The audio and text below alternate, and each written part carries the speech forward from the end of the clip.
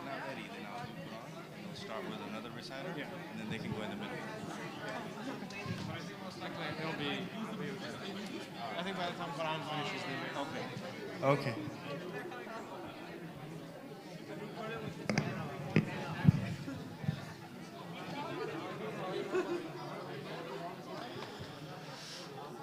So thank you everyone for coming. First off, I'd like to congratulate everyone on this joyous occasion of celebrating the Milad or Mawlid or birthday of our first Imam, Ali alayhi salam,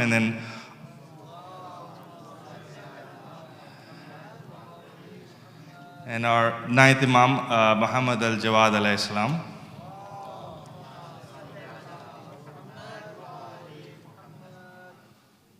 All right, so we'll start with a few announcements and get us all acclimated, and then we'll get going with our program. First of all, again, I want to thank you all for observing our COVID protocols. Just want to make sure everybody's safe. I know it's fatiguing, but we want to keep that going, so thank you for making that easy for everybody around you. I also want to thank the sponsors for today's event. It's the Lakhani family, so thank you so much for sponsoring. Again, I know we want to make sure everybody is safe and not having food or drinks here, but we have made arrangements in the other hall. So if you do feel the need to eat something or get some chai or tea, we have arrangements in the other room. So my request to you all is just to eat, drink over there and not bring any food over here. Again, water will be provided as well. So just go outside in the other hallway and then take your time there. Next. So as you know that we are doing a lot of these English programs, and we do need some man and women power, which means volunteers. So we're going to be having sign-up sheets. We need volunteers in terms of sponsors. We need volunteers to help with planning for kids' activities, recitations, also cleanup crew. That's the most underappreciated role, but the most important, because all of us get to enjoy a very clean space, and the folks that are cleaning before and after are doing a tremendous service. So if you'd be interested in that, we're going to have a sign-up sheet with Sister Sarah, Rizwana, and Sister Bilqis in the back. So please find them and register your name. And also Sister Natasha. And again, after tonight's event, if you don't have to sign up, you can just help the cleanup crew get going. So sign up is not necessary. All right. So today's activity, before we get started with our Quran recitation, it's a mini game. It's nothing challenging. We're going to have a few hadith stories that we're going to present to you. And all we're going to ask you is to raise your hand and let us know if this hadith is associated with Imam Ali or Imam Jawad. And if you answer correctly, you get a little prize. So we'll come find you. So with that, again, I'll walk you through as we go through the activity. So with that, we'll start with our Quran to kick off the event. And I would like to ask our Sister Kulsum Duji to come up and please recite Quran.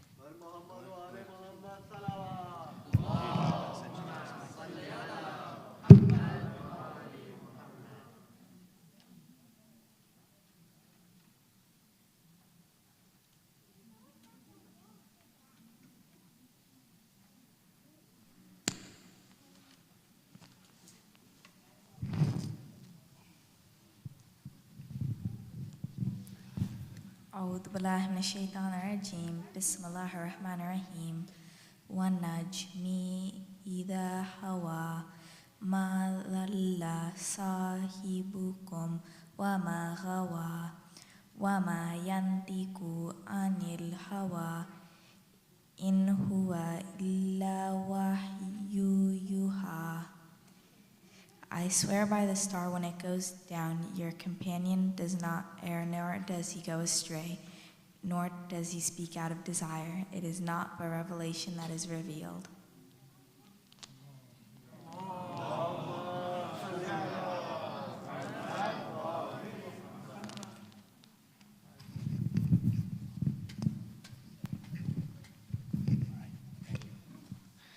Can you get a loud salawat?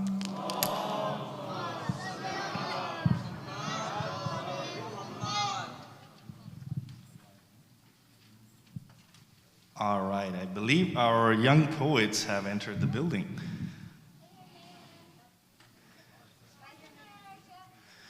So our poetry group 1, would you guys like to come up? I think you entered at the right time. We've been waiting for you.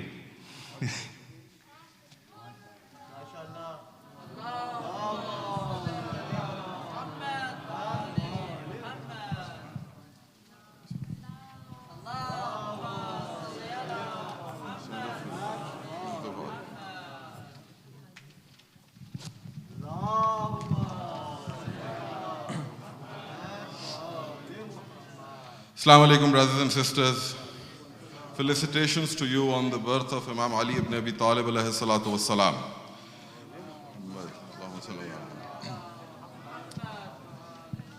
So I'm delighted to present to you this group of young reciters under the title of the banner of the Caravan DMV.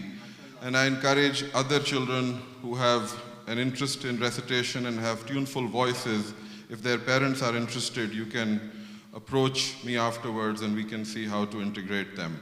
We're trying to develop a large enough chorus that can then permanently recite English poetry in different places, both in DMV but also outside. And alhamdulillah, we will do one recital now and one later. But we will only recite if you give us loud salawats and good Nara Hadri.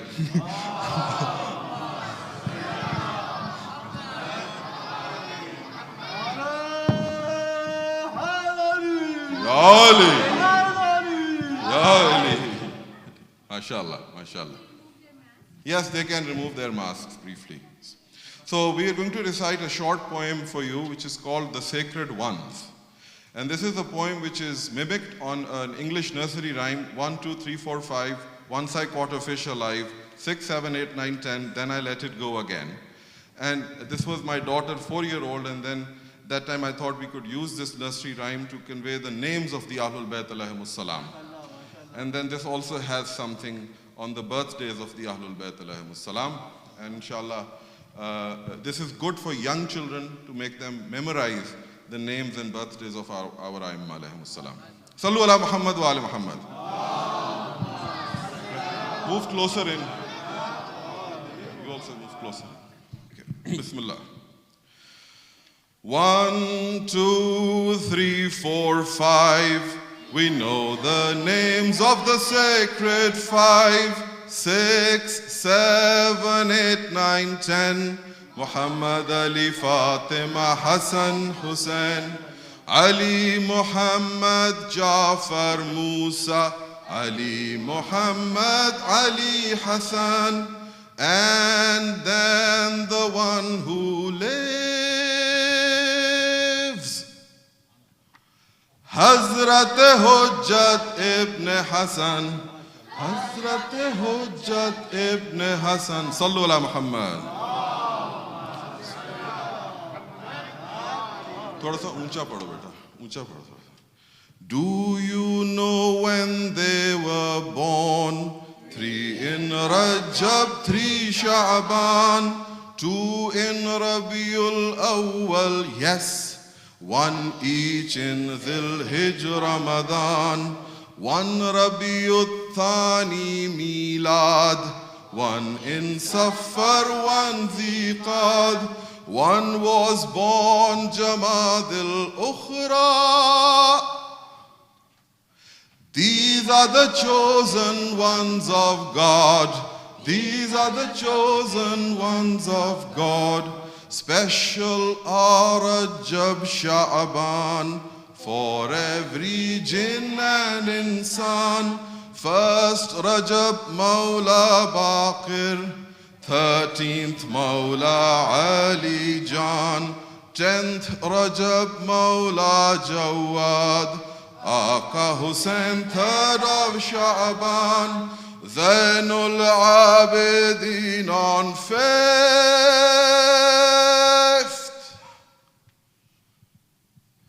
and Mahdi 15th Sha'ban, and Mahdi 15th Sha'ban, and Mahdi 15th Sha'ban. Sallu ala Muhammad.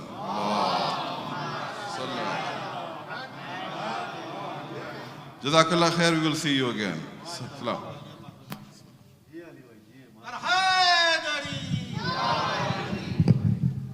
Loud salawat. Thank you so much.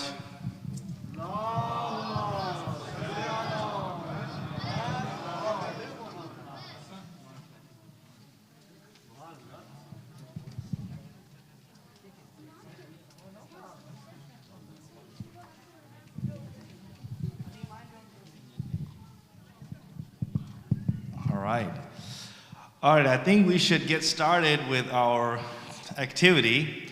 I'll get us kicked off. Again, we're going to give you a hadith or a story and raise your hand. And then I'm going to just pick anybody to answer the question, which would be, who is this hadith or story associated with? Is it Imam Ali or Imam Jawad? So it's 50-50% chance. You could put your hand down right now. It's, all right. Okay, so first one. This Imam once famously said in a gathering, ask me, before you are deprived of me. A man from the audience said, "Oh blank, where is Angel Jibreel now?" At once the Imam gazed into the higher world and said, "You are Angel Jibreel."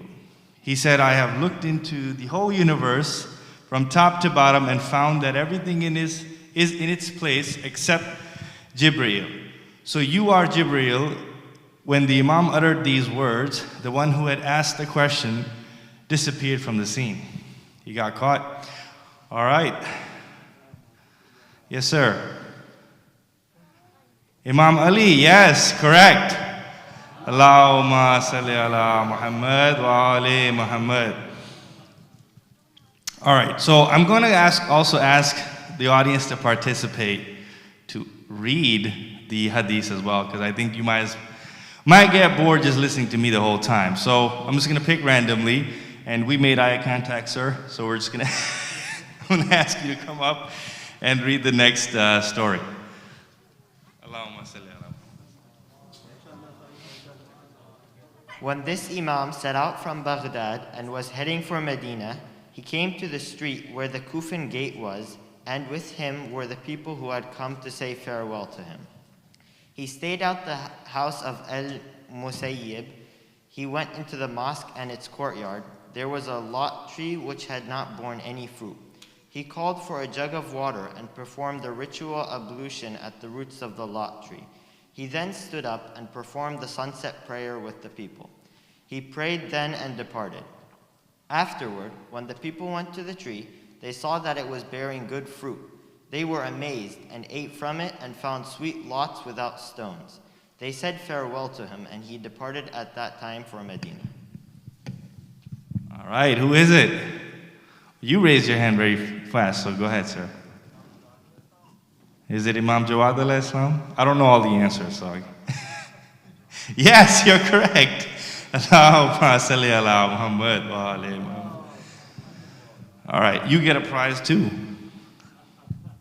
All right. So nobody wants to make eye contact with me anymore? I'm still going to pick on you. All right, you did. You made the eye contact. Come on.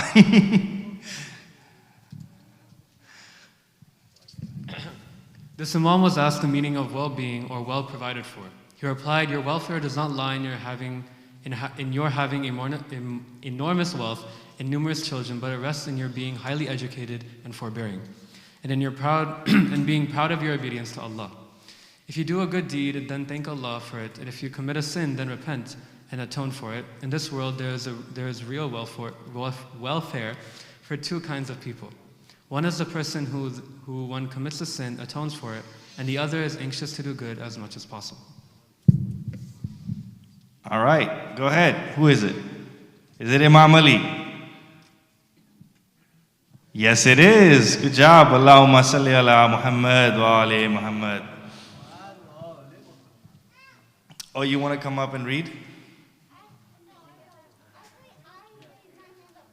Oh, I'll pick on you next time. Is that okay? All right. You want to read? Okay. A father and a son were once guests of this Imam. The Imam received them warmly and arranged for their comfortable accommodation. After food has been served and eaten, the Imam's servant brought a basin and a pitcher full of water of washing the guests' hands. The Imam took the pitcher himself and asked the father to extend his hand so that he would pour the water. How is it possible that my Imam serves me? It should be the other way. The guest said. Our beloved Imam said, here is your brother in faith, eager to serve his brother and earn the pleasure of Allah. Why do you prevent him? But the guest hesitated. Finally, the Imam said, as your Imam, I request that you allow me to honor you of this service. And when the guest complied, the Imam said, let your hands be washed thoroughly. Do not hasten, thinking that I should be relieved of this duty early. When it was the son's turn, the Imam instructed his own son to hold the pitcher and wash the guest's hands. Looking at his son, the Imam said, I washed your father's hands, my son washed your hands. If your father had not been my guest today, I would have washed your hands myself. But Allah loves to see that when a father and a son are present in a place, the father enjoys a privilege and a priority. Very nice. Thank you. MashaAllah. All right. I owe you. Let's see. Oh, it is Imam Ali, but you still get a reward for putting effort. So thank you. MashaAllah. All right.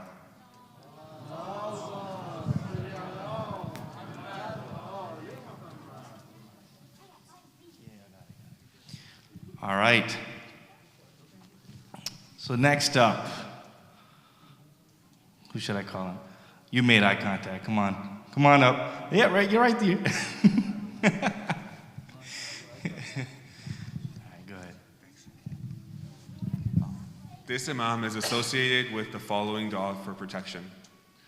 O light, O proof, O manifest one, O illuminating, O Lord, be enough for me in the face of evil and harm, and the problems of my time or era.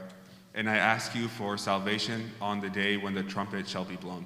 The Imam is said to have advised his followers to recite this dua and to keep it on their person for blessings and protection. Thank you. All right, who is it? Go ahead. Imam Jawad? All right, let's see the answer. MashaAllah, very good. Allahumma salli ala Muhammad wa ali Muhammad. Nobody wants to be my friend. All right, you want to come up? Bismillahirrahmanirrahim. During a debate, this Imam was asked the following question. What do you say about a person who hunted and killed an animal during his pilgrimage? His response left all in his presence astonished by his knowledge. The Imam replied, did he go hunting while being in his ihram or not? Was he aware of that or not? Did he kill it intentionally or not? Was the muhrim a free person or slave? Was he a child or an adult? Was the hunting from birds or other than birds? Was it young or grown up? Did the muhrim insist on his doing or he repented? Was it in the night or in the day? Was the muhrim in the major hajj or the minor hajj? Thank you. All right. Who would like to respond? Okay, one of the sisters in the back. Go ahead. Imam Jawad, is that the answer? Yes, it is. Good job. Allahumma salli ala Muhammad wa ali. So, Brother Naveed, I think you've been itching to come and read, so yeah, come on up. Yeah.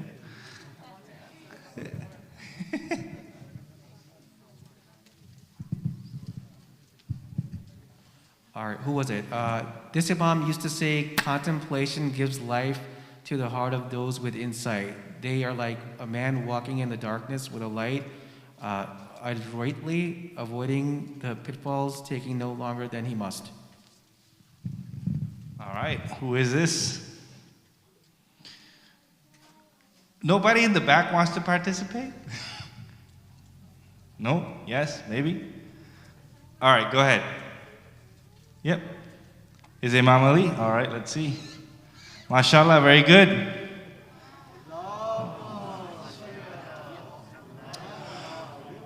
All right, we're going to have an intermission now. And we're going to ask Sister Zara Hassan to come recite some poetry.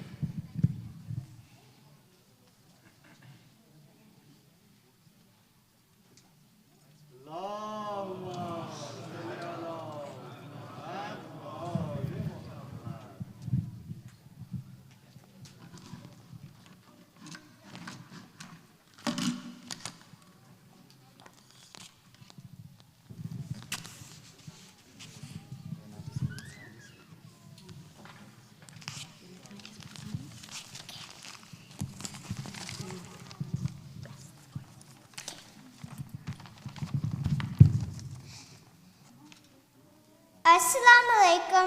Congratulations on the birth of Imam Ali alayhi salam and Imam Jawad alayhi salam. I will be reading a poem written by Ammar al-Nashr. It talks about how it's important to have a captain like Imam Ali alayhi salam and a sergeant like Imam Ali alayhi, a captain like Prophet Muhammad sallallahu alayhi wasallam, and a sergeant like Imam Ali alayhi salam. Salawat.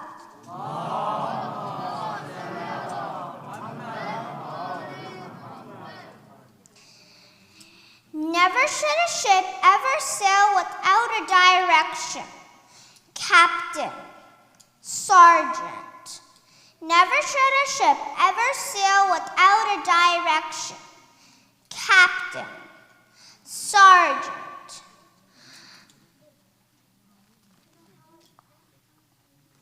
Knowledge is a poison without the means of reflection.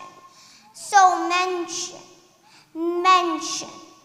One moment spent in contemplation weighs more than thousands of prostrations. I bear witness to the one with no question.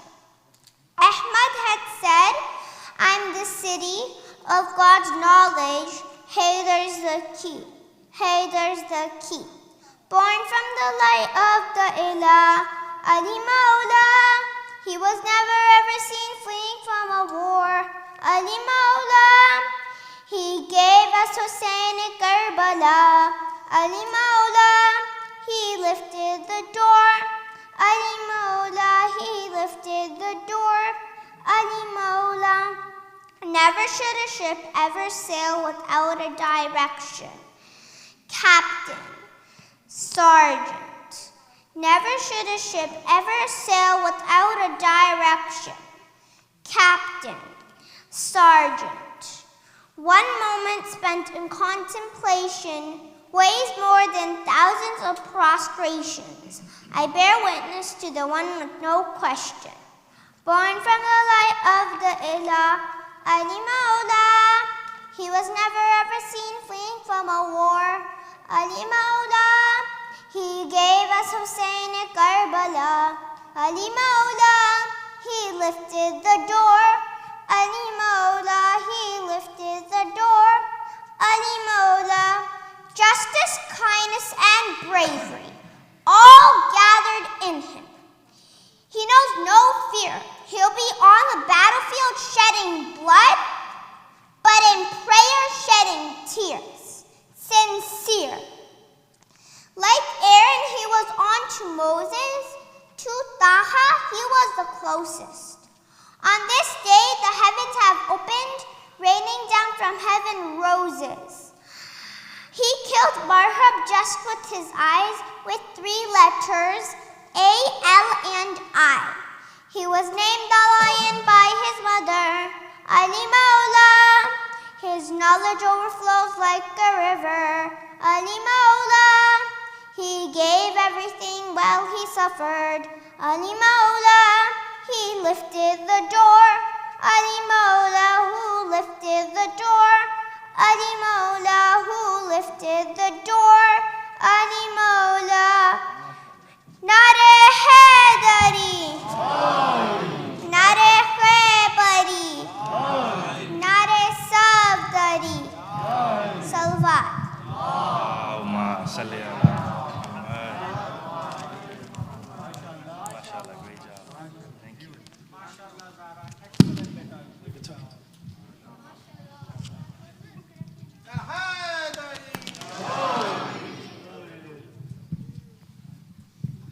That was some great passion. One more salawat, please.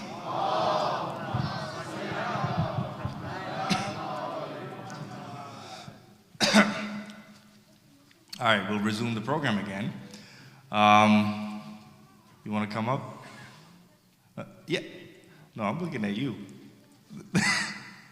Qasim, come up.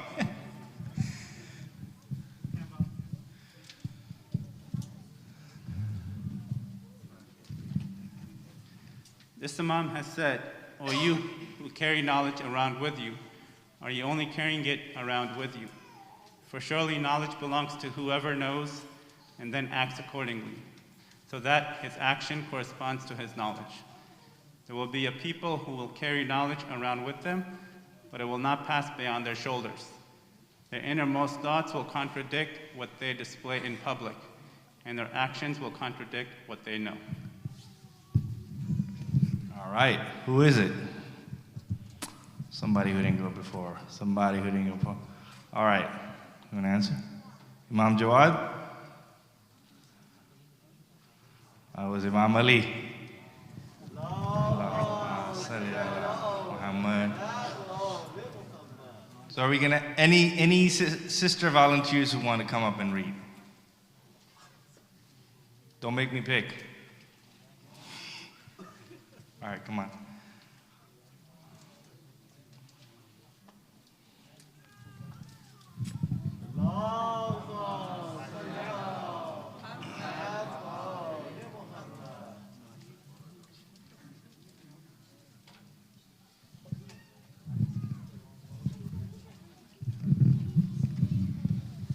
A person indicated that the age of this Imam was too young.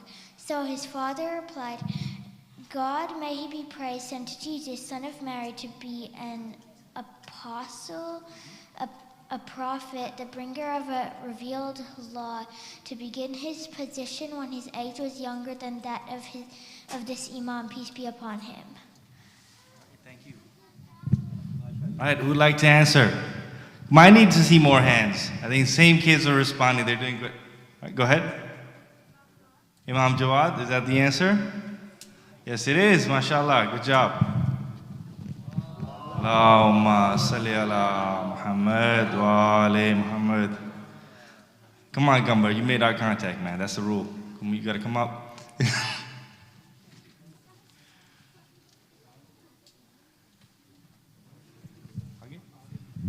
Can everybody scoot up a little bit just to give a little bit more space in the back? I think we're... Yeah, thank you. Allahumma salli ala Muhammad wa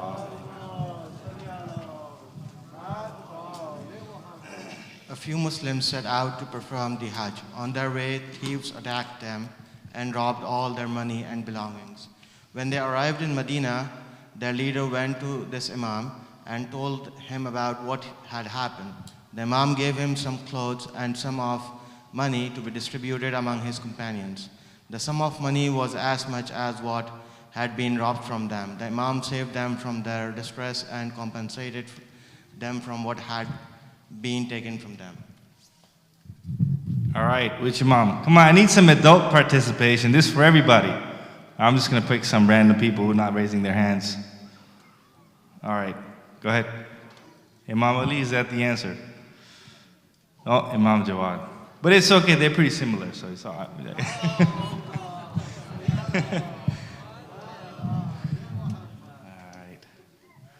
All right, who wants to come up next and recite the next story?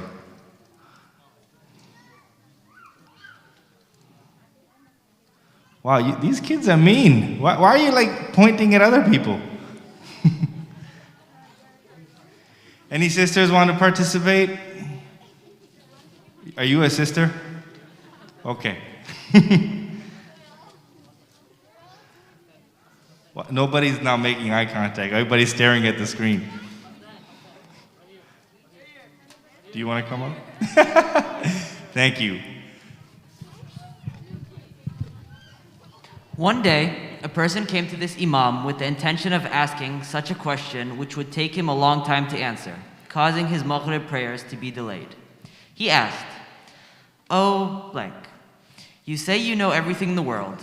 Then tell me which animals lay eggs and which animals give birth to their young ones." The imam looked back at him, smiled, and said, "The animals who have their ears outside their body give birth to their young ones, and the animals who have their ears inside their body lay eggs." Thank you. All right, well, everybody wants to raise their hand now. I'm looking at people who haven't gone before. All right, little man, you tell me. Imam Ali, I think I know the answer for this one too. I think it is. Brother Asad. All right, you're right, it's Imam Ali. Just have to verify that. I can't just go off of memory. All right, let's see. Who can come and recite next? Do you want to come up?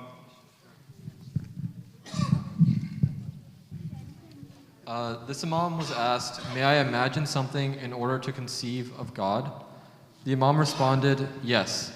You may imagine something incomprehensible and limitless, for he is other than other than what your mind conceives. Nothing resembles him, and thus the mind cannot behold him.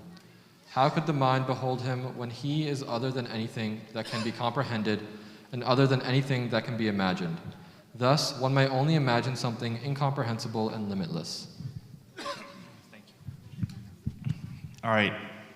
Sister in the back, all the way in the back. Is it Imam Jawad? Yes, it is. Okay, Salawat.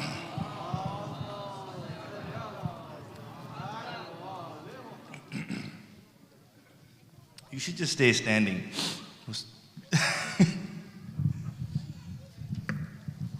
This inspirational supplication is attributed to this Imam. "O Allah, I am honored for being your slave, and I am proud of having you as my Lord.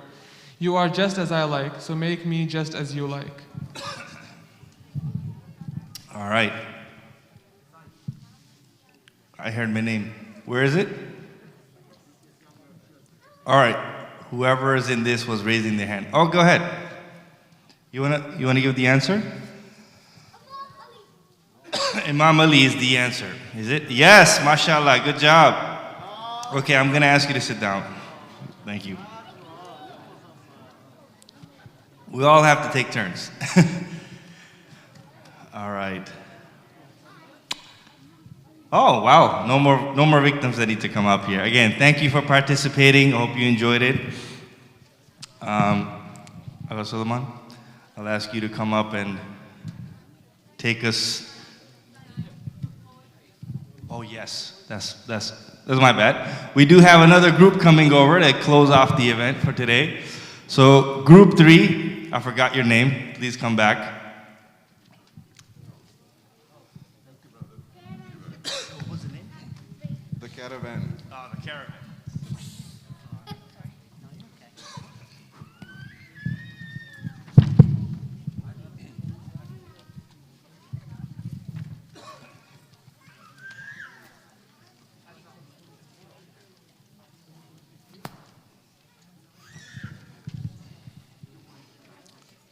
Okay, brothers and sisters, Narai Haidari.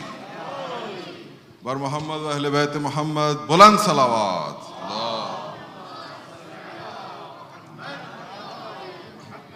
We will recite before you an English poem Maula Ali Jan, which is mimicked on a Persian song in honor of Imam Ali. Inshallah, it will also be released on YouTube tomorrow if you are interested under the Caravan DMV. So if you want to follow it, you can look at the video there too. Bismillah. Maula Ali Jan, Maula Ali Jan, Ali, you are the one no one could assail, the selfless warrior history shall hail.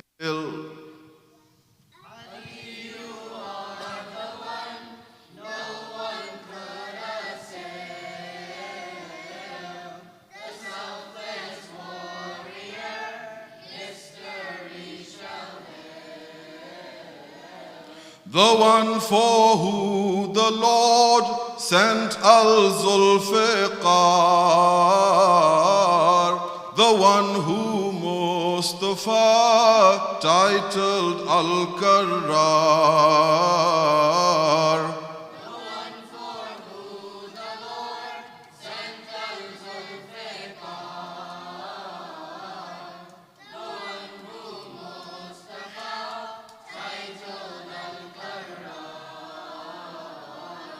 The one who Mustafa titled al-Karrar, Maula Ali Jan, Maula Ali Jan, Amir al-Mu'mineen, Ya Shahe Mardan,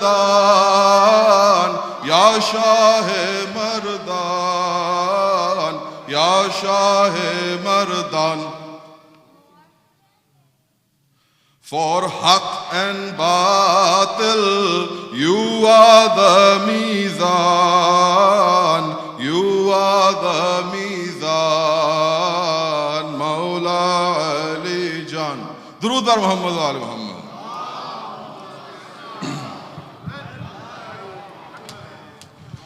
Your mother Fatima, she named you Haydar, and like a lion you won Khandaq Khaybar.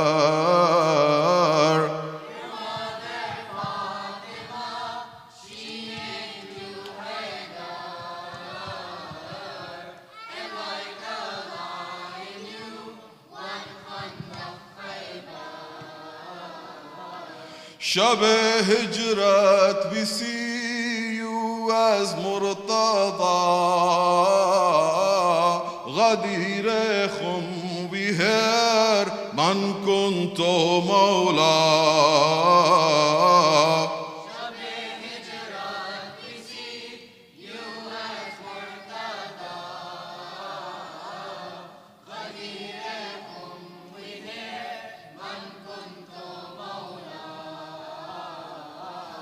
غدير خم بهر من كنت مولى مولى علي جان مولى علي جان أمير المؤمنين يا شاه مردان مردان يا شاه مردان. For Haqq and Batil, you are the Mizan, you are the Mizan. Asghar bhai, koi nara nahi aaya aapki taraf se. Ali. Your patience, piety, moral excellence, your knowledge, empathy, peak of eloquence. Your patience, piety, moral excellence, your knowledge, empathy, peak of eloquence. If your example all Muslims could embrace, we would be paragons of justice and grace. If your example all Muslims could embrace, we would be paragons of justice and grace. We would be paragons of justice and grace. Mawla Ali John, Mawla Ali John. Now, brothers and sisters, I will recite Amir al-Mu'mineen, and then 3 times Ya Shahe Mardan you have to recite with us. Okay? Amir al-Mu'mineen, Ya Shahe Mardan, Ya Shahe Mardan, Ya Shahe Mardan.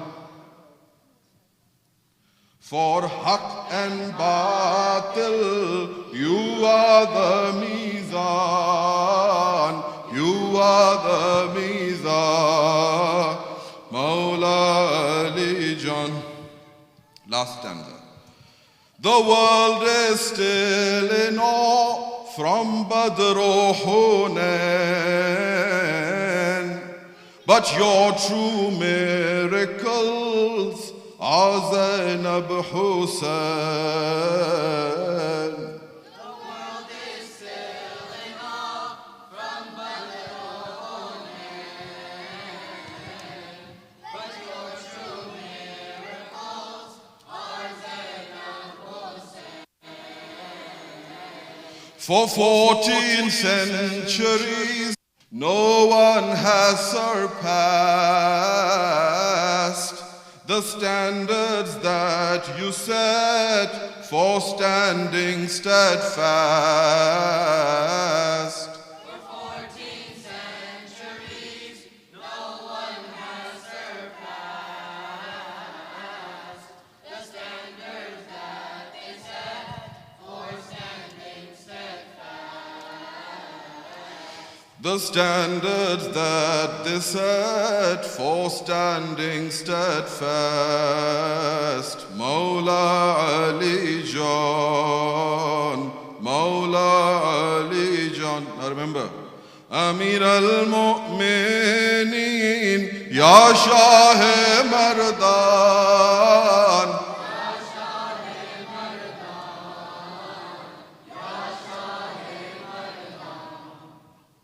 For haq and batil, you are the mizan, you are the mizan. Mawla Ali John. Sallu ala Muhammad wa ala Muhammad.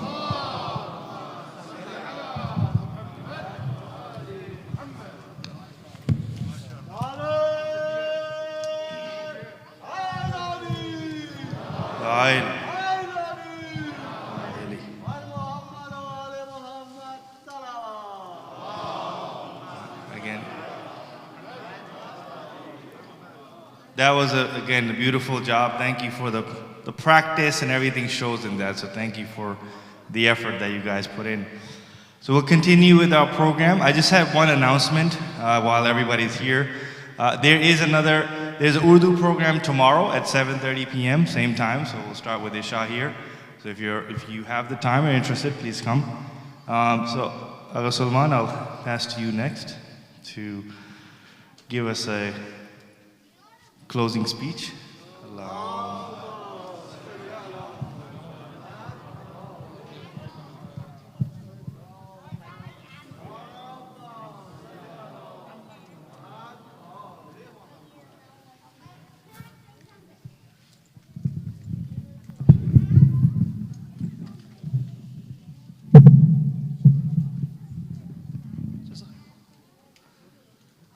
صلوات على محمد وآل محمد.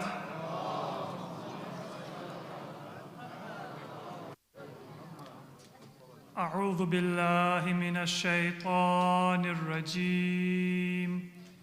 بسم الله الرحمن الرحيم. الحمد لله رب العالمين بارئ الخلائق أجمعين والصلاة والسلام على أشرف الأنبياء والمرسلين المبعوث رحمة للعالمين شفيع المذنبين وحبيب قلوب الصادقين سيدنا ومولانا أبي القاسم محمد اللهم صل على وعلى أهل بيته الطيبين الطاهرين الهداة المهديين ولعنة الله على أعدائهم إلى قيام يوم الدين رب اشرح لي صدري ويسر لي أمري واحلل عقدة من لساني يفقه قولي أما بعد. Dear brothers and sisters, Assalamu alaikum wa rahmatullahi wa barakatuh. I would like to thank all of you for joining us here and maintaining the precautions for COVID with the masks. I know it is an inconvenience. But as we can see, alhamdulillah, we are a little short on space. And that is one of the best problems to have because it shows that we have a growing community. And so I would like to begin with a dua that before we know it, inshallah, our new masjid, Masjid Imam al-Asr, inshallah, will be completed and we will be able to have our programs in that dedicated facility with plenty of space for all participants. Sallu ala Muhammad wa ala Muhammad.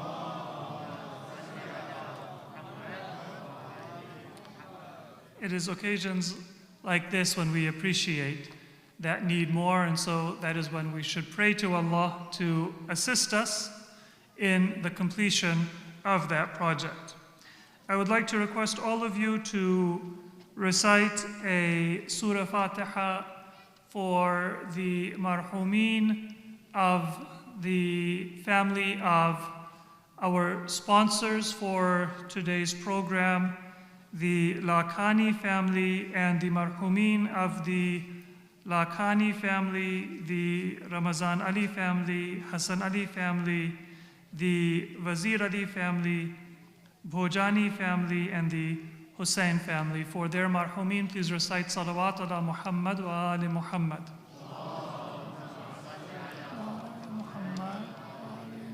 And let us recite a Surah Fatiha for them, and also for marhum Asghar Beg, whose anniversary of his death is also in these days. Surah Al-Fatiha. Bismillah ar-Rahman ar-Rahim. Alhamdulillahi Rabbil Alameen. Ar-Rahman ar-Rahim. Maliki yawmiddin.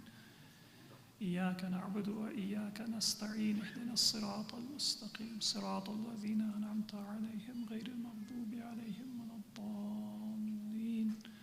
And as you recite salawat, I will request you to please move forward to make room for those who may be joining us. So we can move up a little bit and sit a little bit closer together so we have room for those who are joining. Please recite salawat ala Muhammad wa ali Muhammad.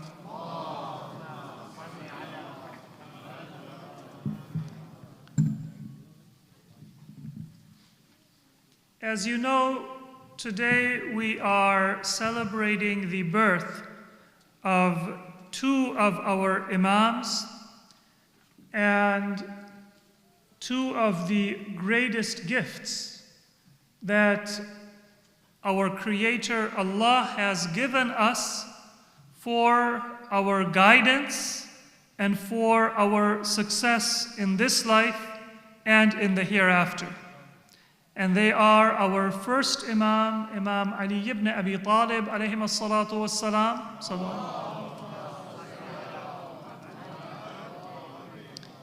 And our ninth Imam, Imam Muhammad al-Taqi al-Jawad, alayhi as-salatu was-salam.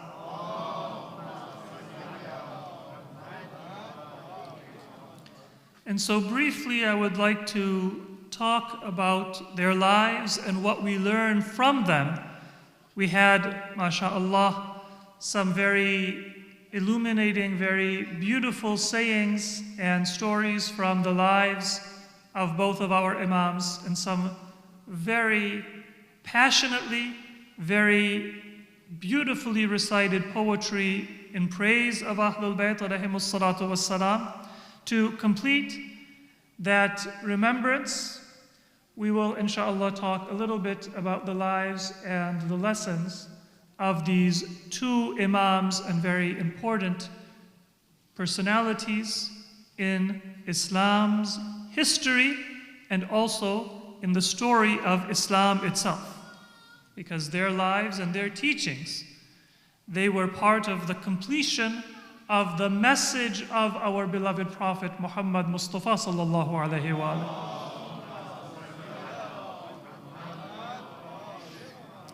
So let me start by talking about the lives of these two imams. We all know quite a bit about the life of Imam Ali alayhi salam because we talk about him and we remember him frequently. So I am sure that young and old, all of us know that he was 30 years younger than Prophet Muhammad sallallahu alaihi wa alihi. And he was a cousin of our Prophet, but he was also like a son for Prophet Muhammad because from a young age, Prophet Muhammad sallallahu alaihi wa alihi, he raised Imam Ali in his own home and under his own love and care. But although Imam Ali was like a son to the Prophet, he had been raised by the Prophet as a son.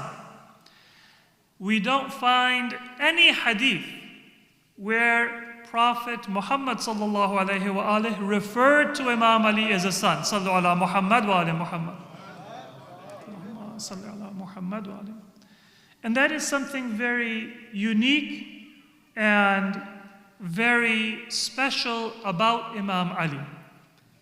There was another person in Islamic history who for a short time was known as the son of the Prophet. And that is the person that many of you may have heard of, Zayd ibn Haritha. Zayd ibn al-Haritha. He was somebody who, because of the wars that took place among Arab tribes, had been captured and had come into the care of the Prophet. But the Prophet adopted him and raised him as his own son. History tells us that some years later, the family of that young Zayd, they searched and they found their relative.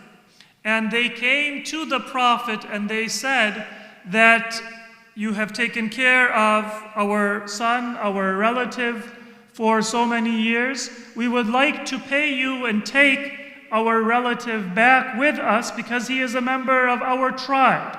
He is a member of our family. And Prophet Muhammad sallallahu alaihi wa alihi,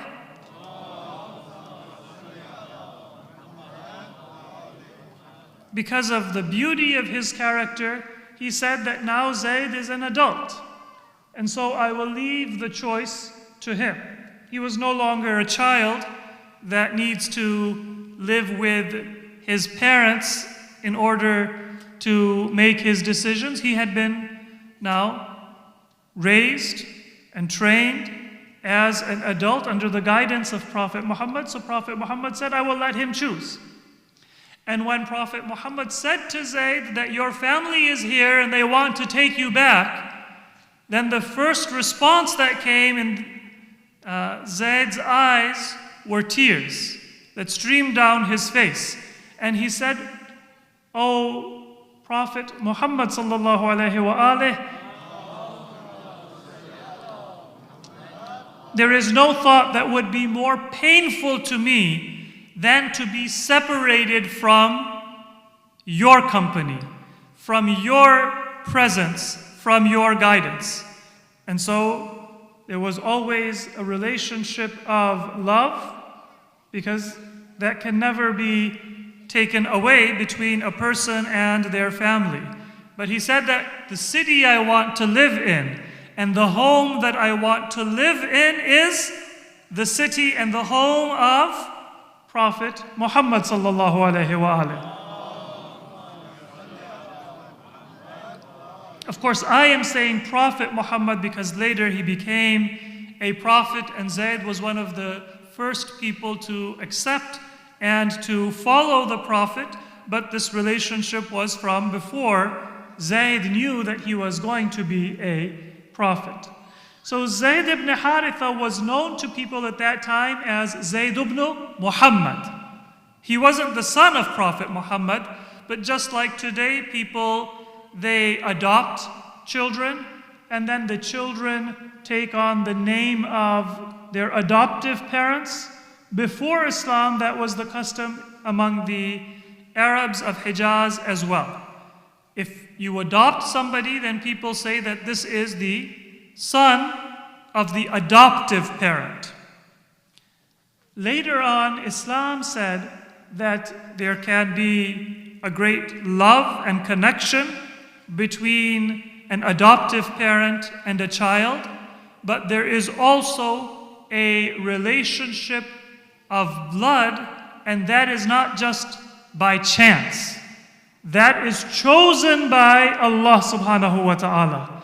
And so regardless of who raises me, regardless of how much love and affection I may have for somebody, if they give me the love of a parent without being my parents, there is a special honor and a special recognition that must come to the parents. And so Islam said that don't call him Zayd ibn Muhammad, call him Zayd ibn al-Haritha, because that is the actual father of that person.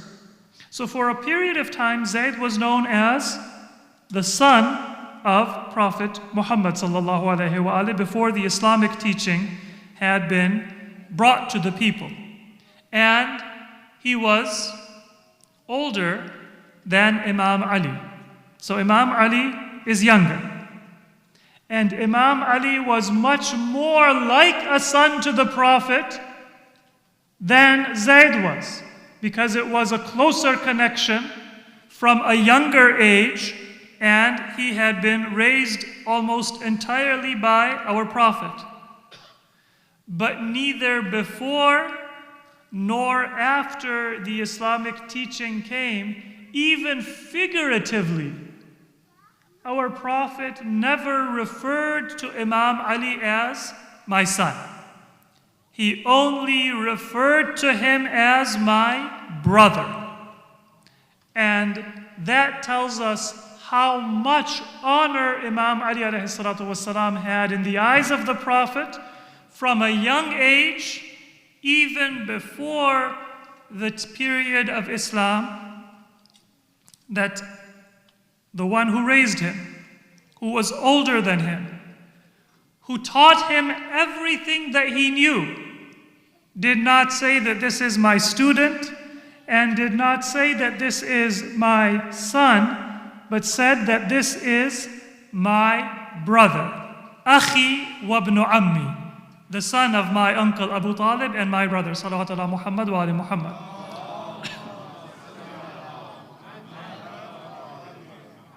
And this was just one of many ways that Allah honored Imam Ali. He honored him by giving him the Kaaba, the most sacred house of God, the sanctuary of God, as the place where he was born, and the masjid as the place where he achieved martyrdom. From Mecca to Kufa, Imam Ali's life was from one masjid to another masjid. That is almost a symbol of the life of Imam Ali. So that was just a little bit about the honor and the position of Imam Ali. 200 years separate the time of Imam Ali from the time of our ninth Imam, Imam Muhammad al-Taqi al-Jawad alayhi salatu wassalam.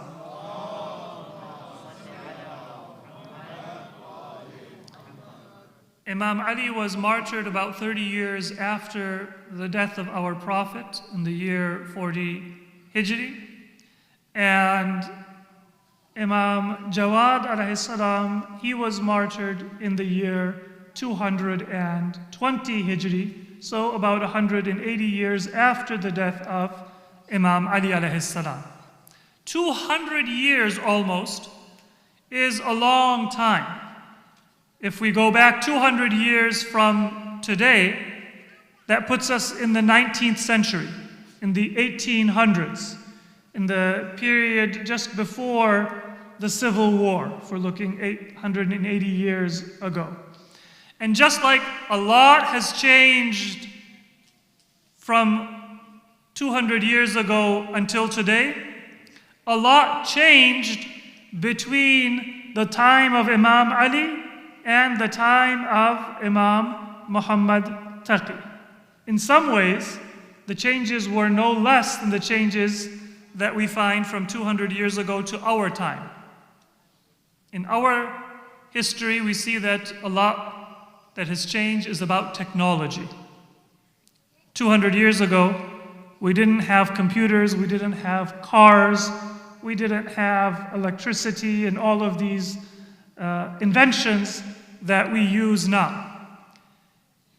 Between the time of Imam Ali and the time of Imam Muhammad Taqi, it wasn't really technology that changed, but the circumstances of the Muslim world and civilization, they had changed almost a revolutionary change. In the time of Imam Ali alayhi salam, almost all Muslims were people who either had converted to Islam themselves, or towards the end of his life, they were people whose parents had converted and they still had living relatives who were not Muslim, Jewish or Christian from different schools of thought in Christianity, Zoroastrians, some Buddhists, because in the trade routes there were people from different religions. So in the time of Imam Ali, people were Muslim, but the majority of people who lived under the Muslim government were not Muslim. The majority of people who lived under the Muslim government were still non-Muslims, especially in Syria and Iraq, and even in parts of Arabia. There were still some Christian Arab tribes and non-Muslims who were there. The majority of people in the Muslim world, I should add Egypt, they were non-Muslims. And those who were Muslim, either they remember when they became Muslim, or they remember when their parents converted to Islam, and so Islamic culture, knowledge even of the Arabic language, was not that widespread. That's why some of you may have heard the very famous narration that the science of studying Arabic grammar that was first taught by Imam Ali, and he told one of his companions, al-Asr ad-Du'ali, that this is the basis of Arabic grammar. Now you put together certain rules, so these new people who are coming into Islam, they want to learn the Quran, they want to learn the teachings of Islam, they can become familiar with the Arabic language. Now what has changed in 200 years? The Muslim world now is the largest empire, the wealthiest empire that history had seen until that time, and that existed in the entire world. And it united the world all the way from the Atlantic Ocean, the Mediterranean Sea, what we call the Middle East or West Asia, all the way into Central Asia and the Indian Ocean, and towards the Pacific. So that big area of the world, the heart of the world, with all of the trade and all of the different cultures, all of them had become part of the Muslim world. So imagine how big, how complex the Muslim world had become. And the government that ruled, it was very proud of how big and how rich their kingdom was. And so a lot had changed, but a lot had also stayed the same. And I want to talk about the similarities. In the time of our ninth Imam, Imam Muhammad Taqi alayhi salatu wassalam,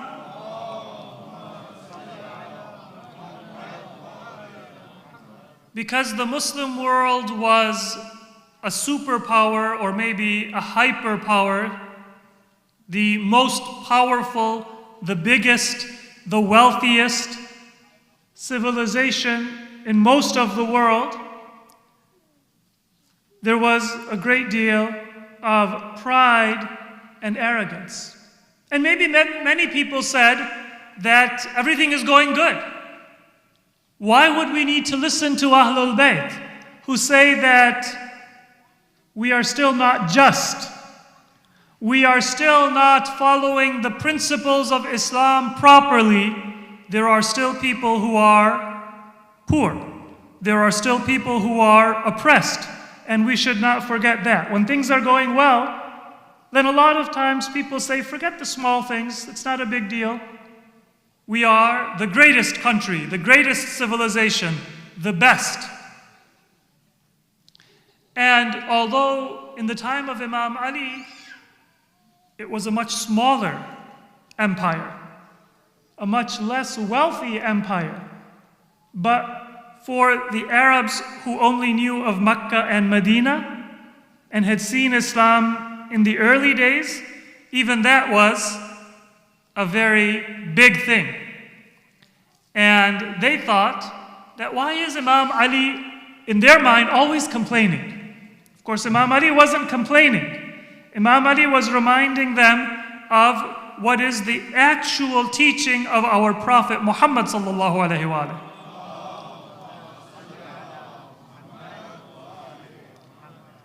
He was reminding them that your success is not determined by how much better you are than you were yesterday. If I'm richer than yesterday, that means that I've gone ahead. If I'm richer than my friends, that means that I am ahead.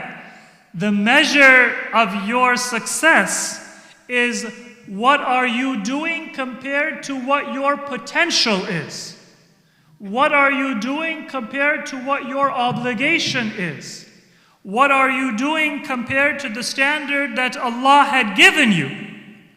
Generally, we don't think about that because then it tells us we have to work harder. So we measure ourselves according to somebody who is behind us. We say we're doing okay. That challenge, although much had changed, it was very similar in the time of Imam Ali and in the time of Imam Jawad. And one of the teachings of both of our Imams was to remind people that if you only look at how rich you are, if you only look at how much you have accomplished, if you only look at the good things that you have on the surface, then you are not going to be able to preserve and to keep those good things. And in reality, it's not really as good as you think it is because it is going to eventually decay. And even now, it is going to be filled with many shortcomings. The task of Ahlul Bayt was to remind people that look at the ideal. Look at what you are capable of doing. Look at what you are responsible for doing. And then try to bring yourself to that ideal. In the time of Imam Ali alayhi salam, people took pride in the futuhat, the conquests. That first we were just in Arabia, and we conquered Iraq, and Syria, and Egypt, and Persia, and Khurasan. And that must mean that Allah subhanahu wa ta'ala is helping us and He's happy with us. And that was something that Muawiyah and then later on Yazid, they tried to tell people. That if we weren't doing things right, then why would Allah let us have all of this power? And Imam Ali alayhi salam, his message to his followers and to Muawiyah and to those Muslims who before that time and during that time and after that time were confused is, Allah gives power and money and strength as a test. That doesn't tell you that you are better than somebody or that Allah loves you more. It is what you do with the gift that Allah has given you. It is what you do with the test that will determine, are you good or are you not? So that's one similarity between the time of Imam Ali and the time of Imam Jawad. People would look at just the surface. We have a big kingdom. We're able to win when there is a war against our enemy. So everything is good. What is this person who says that we are not following the teachings of Islam properly? What are they saying? And why should we give importance to their message? Another similarity is that both Imam Ali and Imam Jawad alayhim as-salam, they were opposed by many people. And they were opposed, believe it or not, for the same reason. One of the reasons why Imam Ali was opposed by people is they said, you're too young. And one of the reasons that Imam Jawad was opposed by people was they said, he is too young to be the Imam. Of course, there was a difference in the age. Imam Ali alayhi salam, when he became the Imam and he succeeded to the position of leadership of the Muslims after the death of Prophet Muhammad sallallahu alaihi wasallam,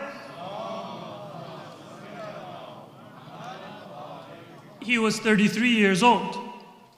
But 33 is not even old enough to be president. You need to be how old? 35. And we've never had a 35-year-old president. In most societies, Arabia and today, if somebody is 33, people assume you just haven't lived long enough. You don't have enough experiences. What have you done? What have you seen? Wait a little bit. Add a little bit of more detail to your resume. Do a little bit more. Let your kids grow up. Have a few more jobs. And then maybe when you're 40 or 50 or 60, then maybe you'll be old enough to have a position of leadership. That's how a lot of people think today. And that's how many people thought, and they said Imam Ali is too young. Why? Because they thought that a person becomes qualified to be the Imam based on their resume. How many jobs have they held? How much experience do they have? They didn't realize that the Imam is somebody who has been given a gift and a responsibility by Allah. Now the same question was raised at the time of Imam Jawad. But Imam Jawad was not 33 years old. How old was Imam Jawad? Does anybody know how old he was? Call it out if you know how old he was when he became the Imam after the death of his father, Imam Ali Rida alayhi salam. He was about 8 years old. So there is a learning that had taken place in society. People realized, at least those who were followers of Ahlul Bayt, that you don't need to be old and have white hair to be an Imam. Because they had seen that Imam Ali alayhi salam, they had seen the other Imams were able to provide that teaching, that guidance at a young age. But they had never had an Imam who was 8 years old. And so they said, yes, Allah provides the guidance. Allah provides the position of imamat. But maybe you have to be 20. Maybe you have to be about 25 years of age. You need to be a little bit older. How can an 8-year-old be the imam? So this is now God's mercy. If people were not ready to accept Imam Ali at the age of 33, can you imagine if right after Prophet Muhammad, Allah subhanahu wa ta'ala had appointed an imam who was 8 years old? How much people would have opposed it and fought it? So this is God's mercy. He goes gradually to bring us up to speed and tell us what it is that we need to learn. Imam Muhammad Taqi alayhi salatu wassalam, sallu ala Muhammad wa ala Muhammad. He was 8. But he was also the son of Imam Rida.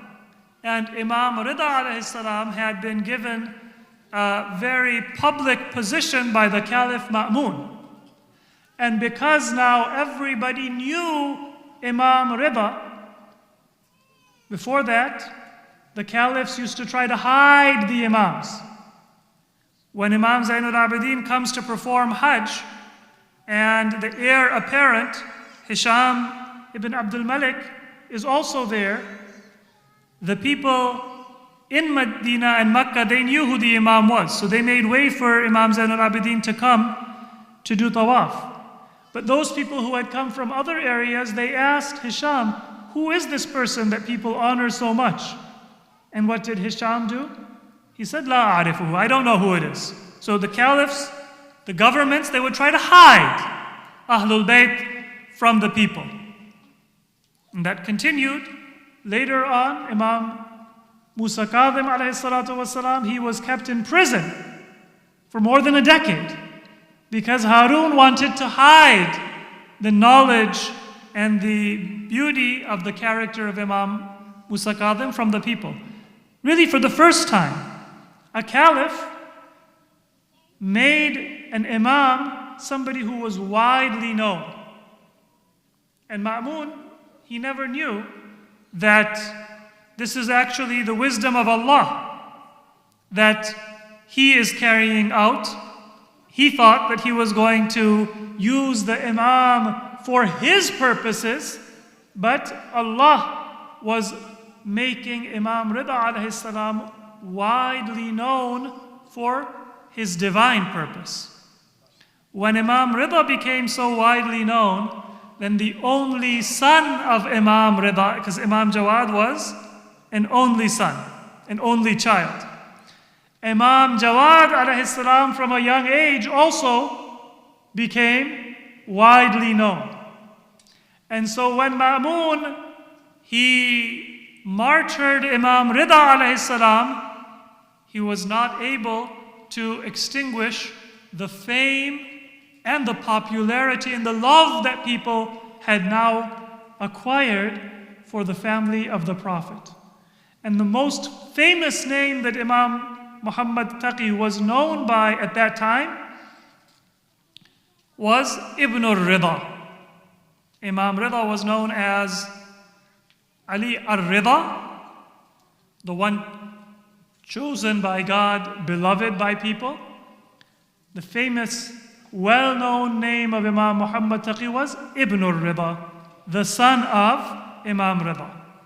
So because Allah had given him such widespread popularity, when at the age of 8, he became the Imam, his father passed away, was martyred, and Imam Muhammad Taqi became the Imam.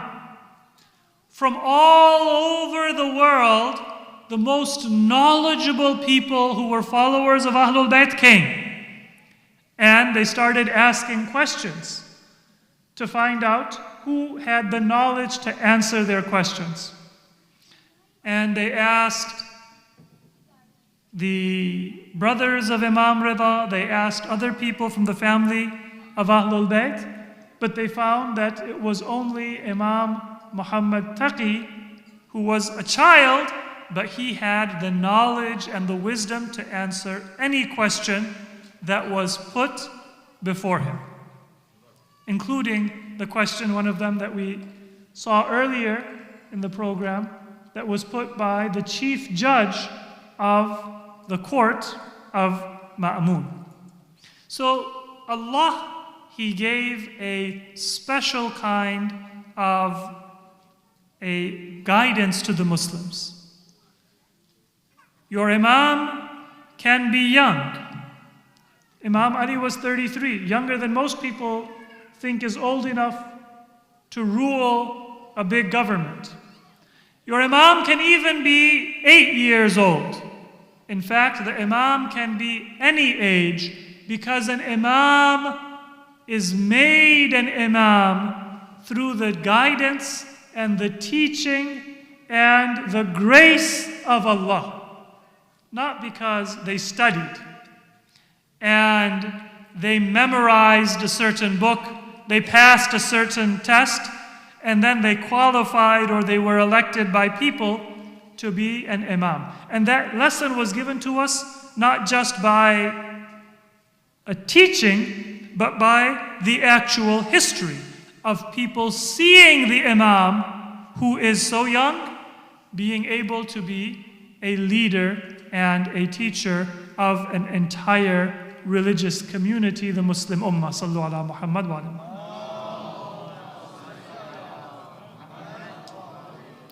And let me conclude with one very beautiful saying of Imam Muhammad Taqi. This is a very comprehensive teaching about what will allow us to achieve guidance. Al-mu'minu yahtaju ila tawfiqin min Allah wa wa'idhin min nafsih wa qabulin mimman yansahu. This is one of those very beautiful teachings of Ahlul Bayt that brings an entire life lesson and an entire way of life into a single sentence. Our ninth Imam, Imam Muhammad Taqi, says, to be a believer you need 3 things. Tawfiq min Allah. Sometimes we think that we have to figure life out on our own. My knowledge, my experience, my brilliance, I'm going to figure out what to do and how to do it. And we forget that we didn't choose what family we were going to be born into. We didn't choose what country or what time we were going to be born into. Maybe some of us say, I wish I was born in the time of Prophet Muhammad and I could have seen the Prophet. But Allah chose this time, this place, this family for us.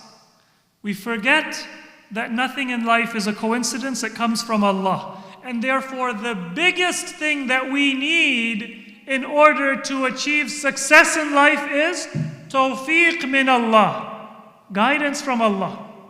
And if I remember that, I'm never going to make a decision that will take me away from God. Because how do I get tawfiq? How do I get that grace from Allah? By loving Allah, by doing what Allah says. Have you ever thought, for example, that I have a big test, I need to cram, I need to review my notes, I don't have time to pray? Sometimes, when we're under pressure, we forget to do things that are important. But if I remember that my cramming is not going to get me where I need to go, tawfiq from Allah, grace from Allah is the biggest thing. Then I'm never going to say, I don't have time to pray. I'm going to say, I have a big test and I'm not fully prepared.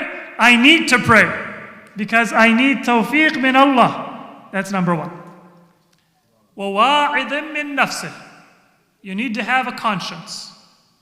My parents can't make me a good Muslim. I can't do whatever I want until I see my parents and then I switch the tab on my browser, or all of a sudden I slow down when I'm praying because my parents are there. My parents might see certain things, they might not see certain things. My friends may see certain things, they might not see certain things. But I'm only going to be able to achieve success if my conscience comes from within myself. وَاعِظٍ مِّن نَفْسِهِ. And then the third thing that we need, وَقَبُولٍ مِمَّن يَنصَحُهُ. Every one of us should be open to advice and look for advice from people who love us and are sincere. It is so important that even those people who were ma'soom and had guidance from Allah, they didn't need to get advice from anybody.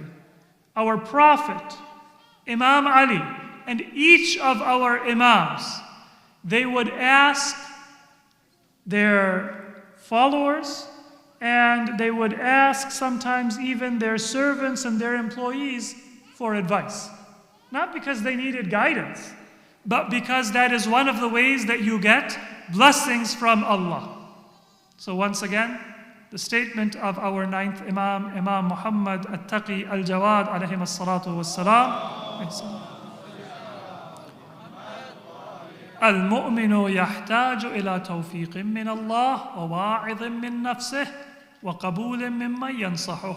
Every believer needs to get grace from Allah. So never do anything that is going to anger Allah and think I'm going to get ahead. And I need to have a reminder from myself, and I need to have acceptance from those people who love me and are sincere. May Allah subhanahu wa ta'ala allow us to always follow in the footsteps and to learn and be guided by our Imams, and in particular on this day when we celebrate the birth of two of our Imams. May Allah grant us the closeness and the intercession of Imam Ali and Imam Muhammad Taqi alayhim as-salatu was-salam. Sallu ala Muhammad wa ali Muhammad.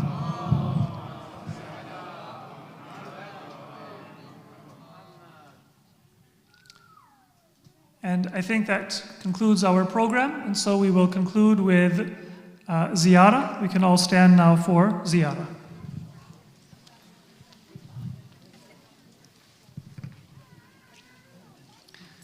السلام عليك يا رسول الله.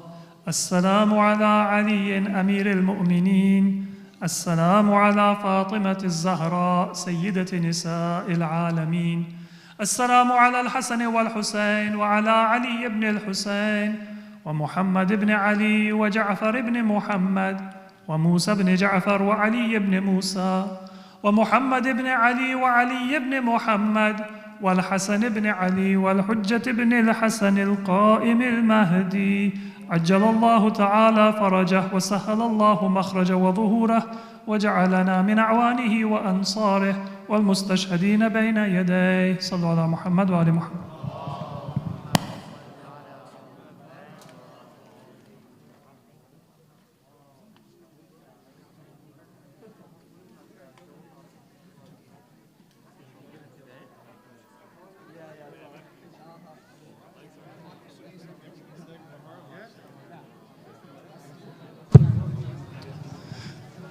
Just to guide you guys, so we have the barak here for all the brothers on this side and then the sisters in the back. So let's make sure we have a easy transition. Again, request is to not eat here. We have some space in the other room, so let's make sure we follow our protocols. Thank you.